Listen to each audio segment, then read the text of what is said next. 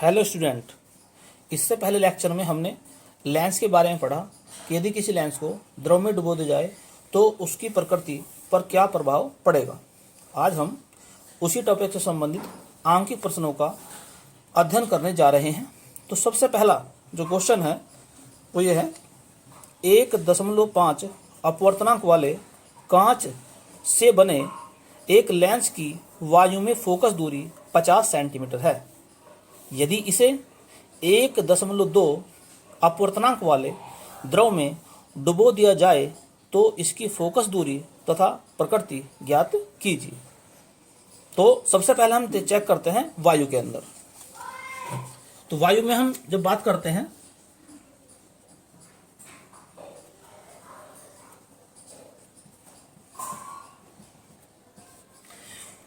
वायु में जो फोकस दूरी दे रखी है वो 50 सेंटीमीटर है।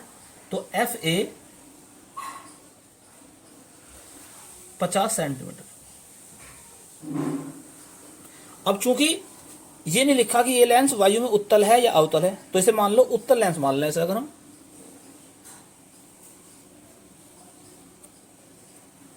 तो उत्तल की फोकस दूरी क्या ली जाएगी, प्लस की, तो इसलिए धनात्मक लिखी गई है।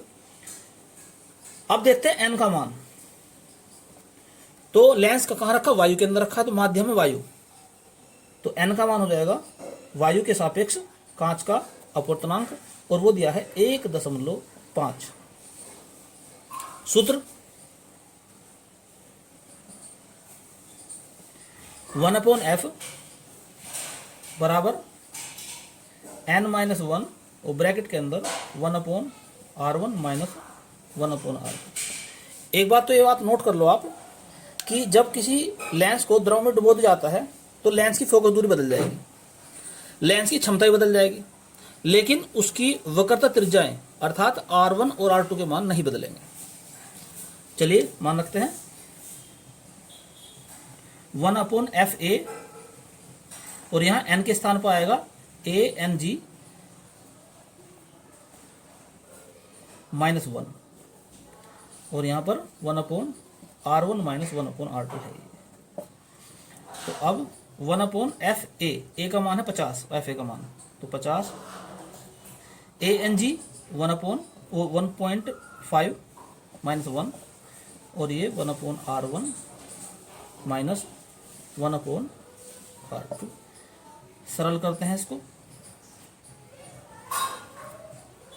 1/50 50, 1.5 में से 1 माइनस करो तो 0.5 आ जाएगा,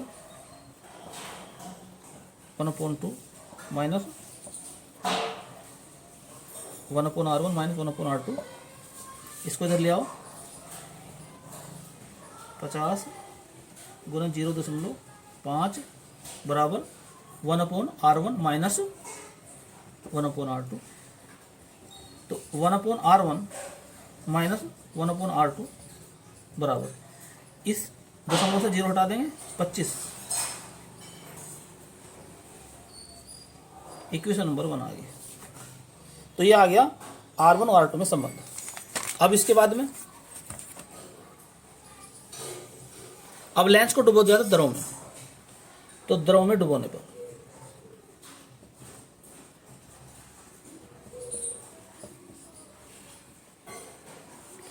सबसे पहले उसकी फोकस दूरी FL जो कि मैं निकालनी है।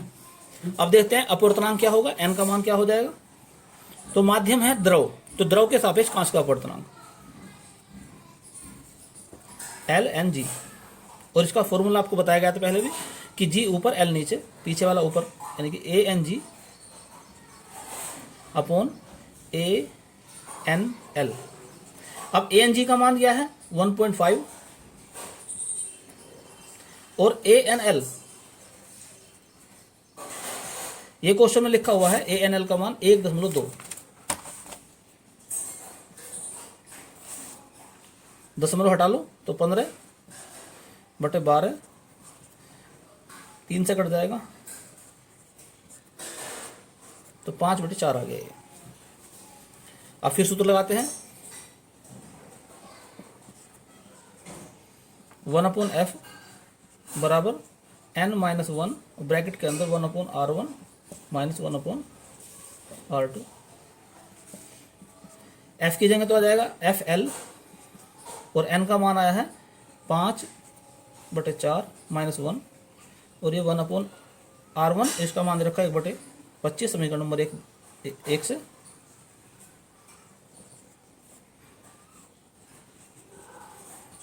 समीकरण 1 से सरल करते हैं।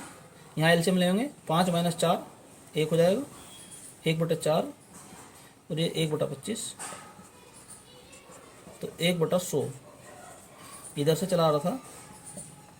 1/FL बराबर 1/100, यानी कि FL का मान 100 आ गया सेंटीमीटर। और ये FL जो आया है ये धनात्मक आया, और हमारा FA कैसा था, वो भी धनात्मक था। तो यानी कि ये वायु में उत्तल लेंस था, तो द्रव में डुबोने के बाद भी लेंस कैसा हो जाएगा, उत्तल। तो यहां द्रव में डुबाने पर लेंस की प्रकृति नहीं बदलेगी। और एक नोट पॉइंट, यहाँ कंडीशन क्या है, ANG बड़ा है ANL। ये बात आपको पहले बताई गई थी कि यदि लेंस के पदार्थ का अपवर्तनांक द्रव के अपवर्तनांक से अधिक है तो द्रव में डुबोने के बाद लेंस की प्रकृति नहीं बदलेगी। तो यहाँ पर ये बात सिद्ध भी हो जाती है। चलिए, ये क्वेश्चन नंबर 1 था, इसमें 1 नंबर डाल देंगे हम। अब क्वेश्चन नंबर 2 की शुरुआत करते हैं। क्वेश्चन में लिखा है 15 सेंटीमीटर फोकस दूरी वाले कांच के उत्तल लेंस को कार्बन डाइसल्फाइड CH2 में डुबो दिया जाता है। इस दशा में लेंस की फोकस दूरी व प्रकृति ज्ञात करो। तो फोकस दूरी कितनी है लेंस की, 15 सेंटीमीटर, और कैसा लेंस है, उत्तल लेंस है, और ये वायु में है फोकस दूरी। तो सबसे पहले वही कंडीशन, पहले एक तरह से वायु में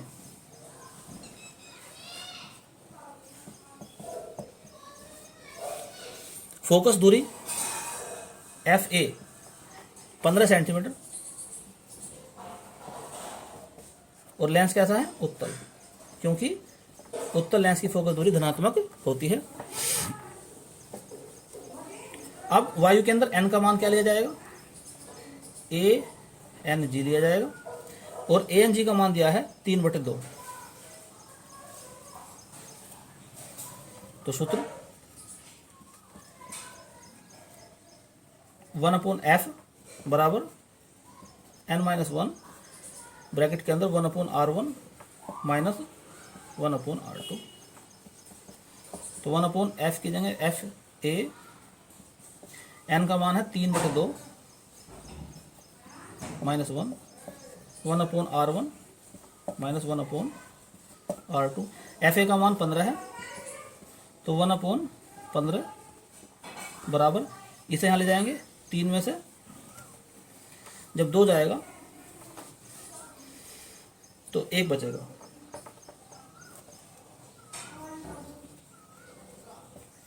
तो 1/2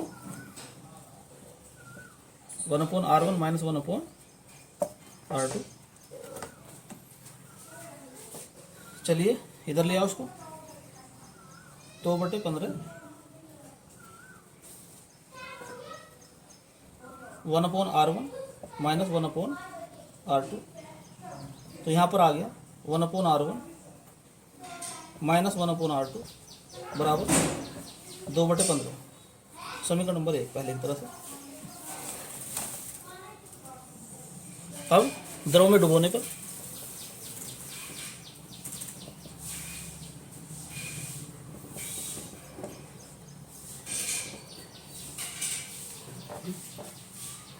तो हमें निकालनी है इसकी फोकस दूरी FL,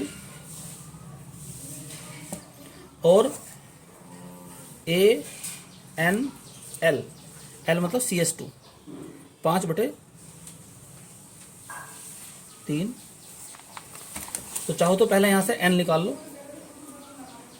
तो यहाँ n का मतलब क्या हो गया, n का मतलब हो गया माध्यम है यहाँ पर द्रव, तो द्रव के सापेक्ष कांच का अपवर्तनांक, द्रव के सापेक्ष कांच का अपवर्तनांक, तो ANG अपॉन ANL। अब ANG का मान कितना है, ANG का मान है 3/2 और ANL का मान है 5/3।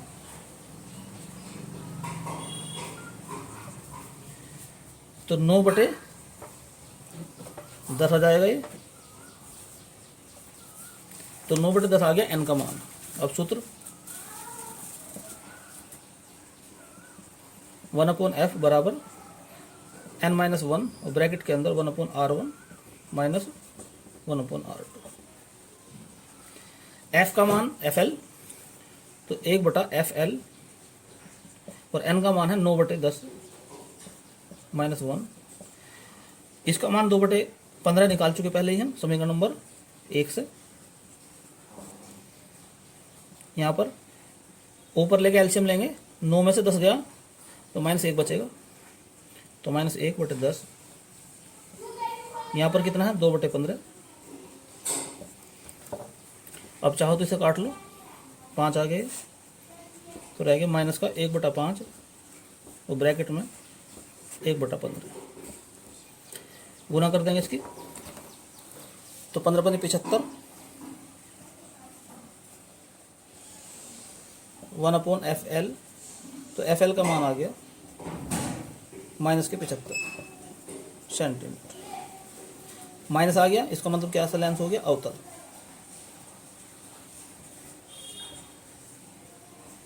तो वायु में कैसा लेंस था, वो उत्तल था। द्रव में डुबोने के बाद कैसा हो गया, अवतल। तो यहाँ पर फिर वो लिख देंगे, यहाँ द्रव में डुबाने पर लेंस की प्रकृति बदल जाएगी। और एक नोट पॉइंट पहले की तरह से,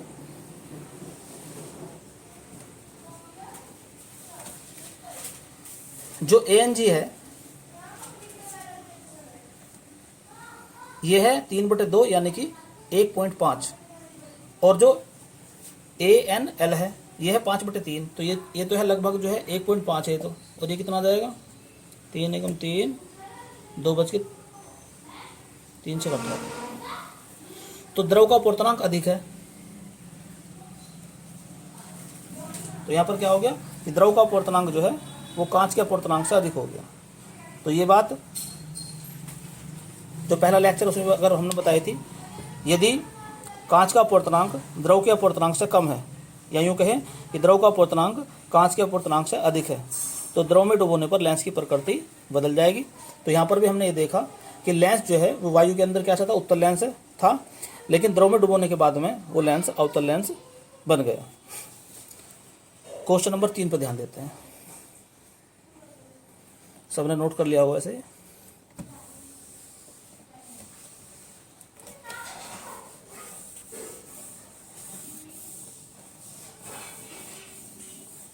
तो चलिए शुरुआत करते हैं क्वेश्चन नंबर 3 की।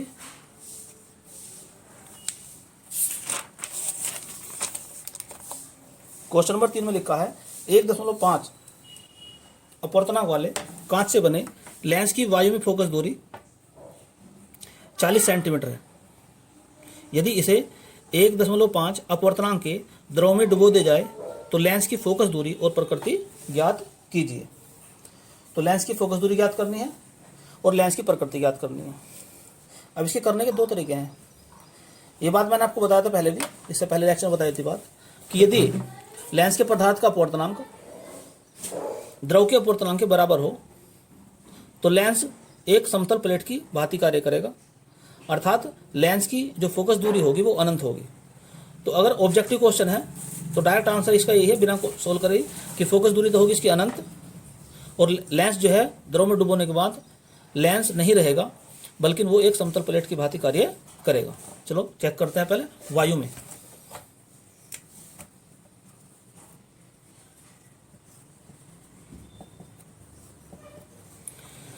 तो वायु में फोकस दूरी कितनी है? 40 सेंटीमीटर। वायु में अपवर्तनांक 1.5, तो n का मान यहां पर है, यानी कि ANG 1.5। तो सूत्र तो 1/f बराबर n-1, ब्रैकेट के अंदर 1/r1 minus 1/r2। 1/f, f का मान 40, n का मान 1.5 माइनस 1, 1/r1 माइनस 1/r2। तो 1/40 बराबर 1.5 में से 1 माइनस करो तो 0.5, यहाँ 1/r1 माइनस 1/r2, इधर लिया उसको तो 40 गुना 0.5 बराबर 1/r1 माइनस 1/r2। दशमलव से ये हटा लो तो ये आ जाएगा आपका 20। तो 1/r1 माइनस 1/r2 बराबर 1/20। बात नंबर 1। अब वही पहले की तरह से द्रव में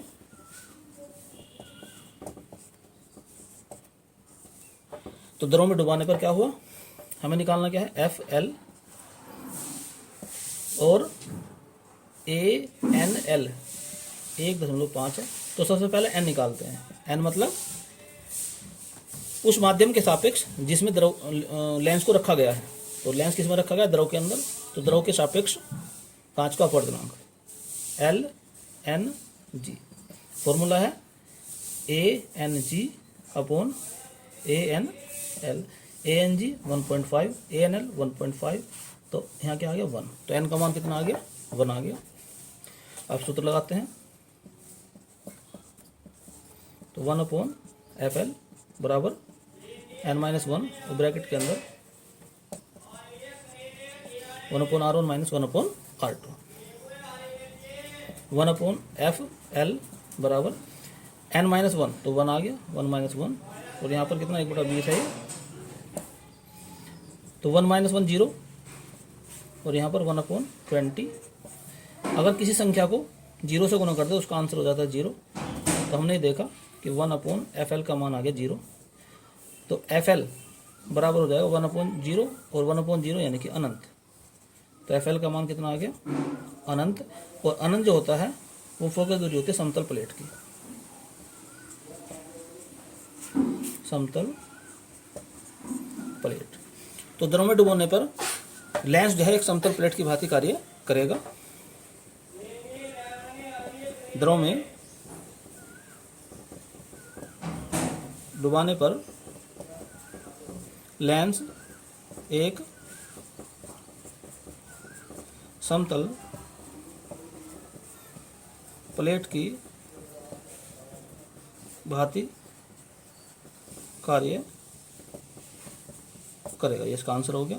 और नोट पॉइंट में यहाँ पर भी ध्यान रखने वाली बात है कि अगर ANG का मान किसके बराबर हो जाए, ANL के, तो द्रव जो है, द्रव में डुबोने पर लेंस एक समतल प्लेट की भांति कार्य करेगा। तो ये 3 पॉइंट थे जो वहाँ पर आपको बताए भी गए थे अलग अलग इनके बारे में, और तीनों टाइप के मैंने सवाल आपको दिखाया करके इसमें। चलो एक सवाल और ले लेते हैं। Question number 4।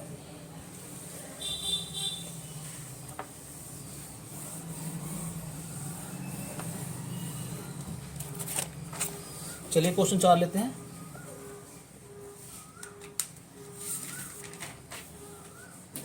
क्वेश्चन है ये 2000 में, 2003 में और 2005 में आया था।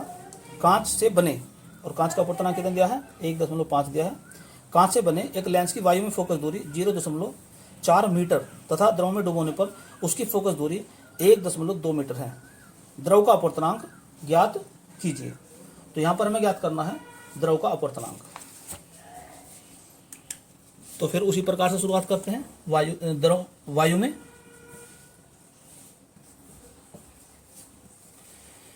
तो अपवर्तनांक तो दिया है 1.5 और वायु में फोकस दूरी 0.4 मीटर। तो FA 0.4 मीटर। 0.4 मीटर का मतलब हो गया 40 सेंटीमीटर।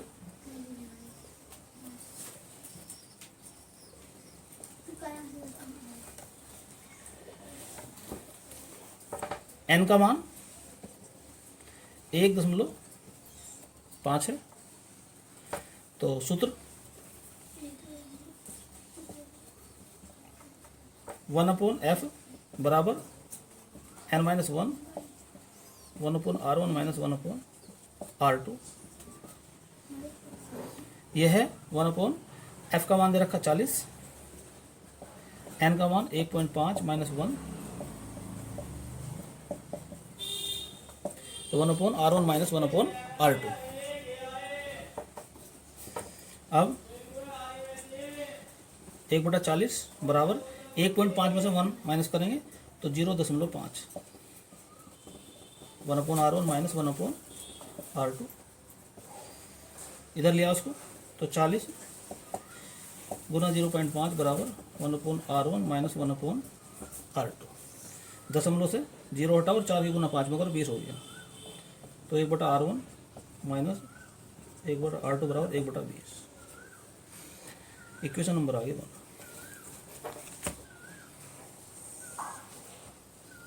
सवाल का दूसरा भाग, द्रव में डुबाने पर।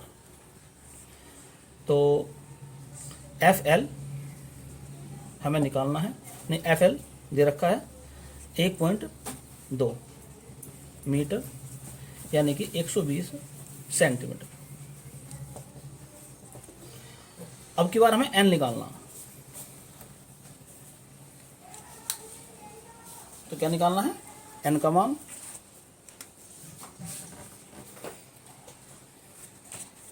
तो सूत्र है 1/f बराबर n-1 1/r1 1/r2। तो ये हो गया 1/20 120 बराबर n पता नहीं है अब की बार 1/20। इसको इधर ले आओ, 20 ऊपर हो जाएगा तो 20/1/20 बराबर n-1। इस 0 से 0 काट दो, 2 से कट जाएगा, 1/6 आ गया n-1। तो n का मान निकल कर आ गया, इधर ले जाओ उसको, 1/6 है प्लस 1, तो n का मान आ गया 7/6। ये होगी इक्वेशन नंबर 2। लेकिन निकालना क्या है यहाँ पर हमें? द्रव का अपवर्तनांक। तो निकालना क्या था, ऊपर लिख देगा हमें निकालना था द्रव का अपवर्तनांक ANL, ये निकालना था हमारे पास में। ANG भी है, ये जो दे रखा 1.5, ये क्या है ANG। हमारे पास में ANL हमें निकालना है, और ये जो निकल कर आया ये द्रव में डुबोने के बाद आया अपवर्तनांक, यानी कि ये है द्रव के सापेक्ष कांच का अपवर्तनांक, यानी कि ये वास्तव में मान जो निकल कर आया है N, ये है LNG का मान। तो 7/6 जो निकल कर आया है ये LNG का मान निकल कर आया। चलिए अब सूत्र लगाते हैं। सूत्र होता है LNG बराबर ANG अपॉन ANL। निकालना क्या है हमें? ANL निकालना है। तो ANL बराबर ANG बटे LNG। मान रखो इसके अंदर ANG का मान कितना है? ANG का मान है 1.5, LNG का मान है 7/6, ऊपर ले जाएंगे तो 1.5 गुना 6/7, 15×6 = 90, तो 9/7 आ गया। तो जो द्रव है उसका अपवर्तनांक कितना आ गया? 9/7, अर्थात ANL का मान आ गया 9/7 उत्तर। तो इस प्रकार से आज हमने इन 4 क्वेश्चन को सोल्व किया है। उम्मीद करता हूँ कि ये क्वेश्चन आपको अच्छी तरह समझ में आ गए होंगे। तो नेक्स्ट वीडियो में इससे आगे क्वेश्चन सोल्व किए जाएंगे। अगर आपको ये वीडियो पसंद आया हो तो इसे लाइक करें, शेयर करें और कमेंट्स बॉक्स में लिखकर अपनी राय बताएं कि यह वीडियो आपको कैसे लगी। और यदि अभी तक आपने चैनल सब्सक्राइब नहीं किया है तो चैनल को सब्सक्राइब कर लें और बेल आइकन का बटन भी दबा दें, ताकि समय समय पर जब भी वीडियो डाली जाए तो आपके पास उसकी सूचना पहुंच जाए और आप उसका फ़ायदा उठा सकें। धन्यवाद।